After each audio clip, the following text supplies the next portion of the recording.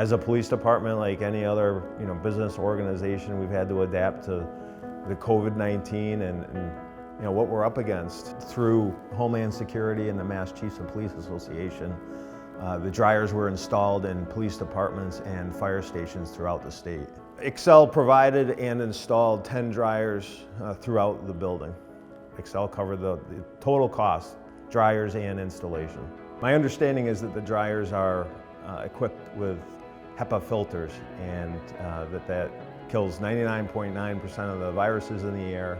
I have not heard of a single issue with any of the dryers, any maintenance needs. There's less paper on the floor, for sure.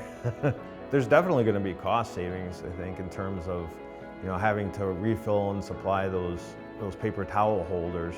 The relief in having to reload paper towels has freed up our custodians to conduct more sanitization throughout the building, doorknobs, handrails, that sort of thing. We use a significant amount of paper that we would rather not. Right now it's an option, the dryer or the paper.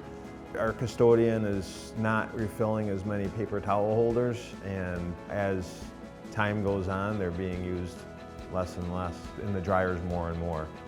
We would like to head in the direction of becoming more, environmentally conscious, and we have the technology to do so. And the dryer is, I think, another box checked in that direction. The fact that XLERATOR is made in the USA is definitely something that we like. Police officers are traditionally patriotic. Any products that are built in the USA, we choose over those that are not.